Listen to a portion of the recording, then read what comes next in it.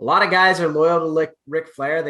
You can't even name the amount of guys who idolized this guy growing up, who got into, Chris Jericho, Shawn Michaels, Triple H, every guy from top to bottom, even fucking Canyon did in this episode. The amount of guys who are not going to want to contribute to a product that has hurt the legacy of someone they idolize. I mean, Jim fucking Cornette, in the 30 years that he's been in this business, or whatever it's been, probably even more than that, he has never once said, consistently always been on Ric Flair's side, and this is a huge contributor to Dark Side of the Ring. It'll be interesting to see if he chooses to continue with Dark Side of the Ring in season 4. I don't think he will. I don't think anybody will. This probably is their last season. Yeah. And then the other one,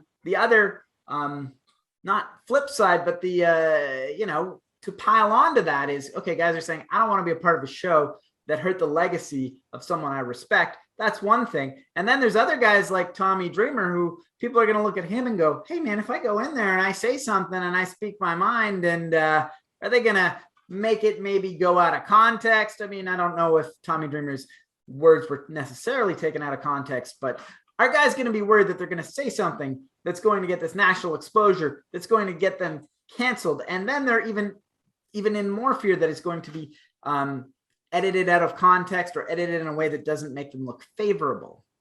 Yeah, exactly. And I don't think I would either. It doesn't matter who it is. Like, what happens, I don't know, like, who's a beloved superstar? Well, John Cena's not so beloved anymore. Like, I'm just trying to think of, like, if DDP went on there and just buried somebody, or said something and was like, yeah, Jake the Snake did this, or something like that, and be like, yeah, but that's part of the business back then, like, don't worry. Like, dude, you could end your own career. Like, you could really, honestly, unless you're retired and you have a nest egg and you got a good house and you're set to go, I would never do that show, because it takes a cut. One cut. Like we said last week, you could make this show and you could kind of cut and edit this show to make me look more like an asshole than I already am. But these are professionals. So you can have, like, Tommy Dreamer with the interview with the female.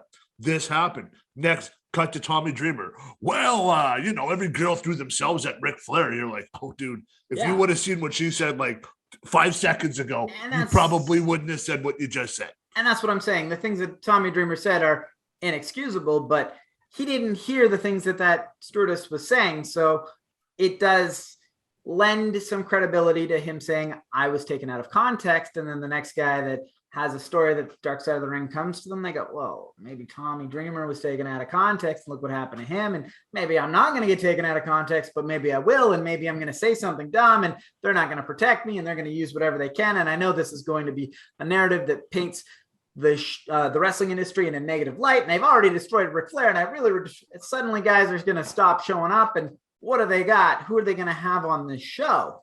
Exactly, man. You're not on the same boat on this, man. I don't know. Dark Side of the Ring, playing with fire. Enjoy your last. I think this could be your last season, because I don't think you might be able to squeeze one more out. You might be able to do like the rise and fall of Dark Side of the Ring, and then I think you're done.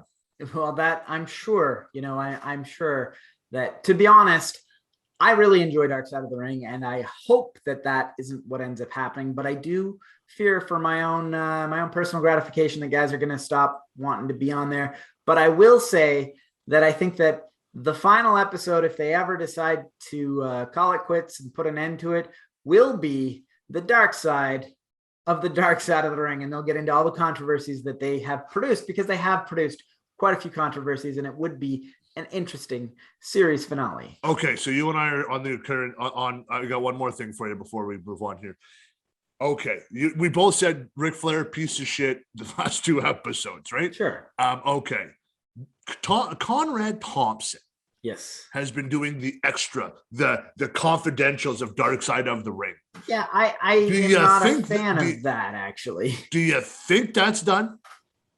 Oh, that's interesting, because Conrad is his son-in-law. His son-in-law. That's an interesting point. Yeah, that's got to be really. Now, like I said, I'm not a fan of it, but now I want to go back and watch the last 2 episodes with Conrad on it. I just watched 1 episode. I think it was the Owen Hart one. So I just like, oh, fuck Conrad. And I like Conrad Thompson. So I actually listened to the podcast that he would do on his show where he would interview these people, and then they spun that off into this Conrad, Thompson, whatever, it tends to just recycle the entire episode and have very little to contribute. But for the reasons that you mentioned with Ric Flair being involved, I've heard Conrad say he'll never say anything bad about Ric Flair.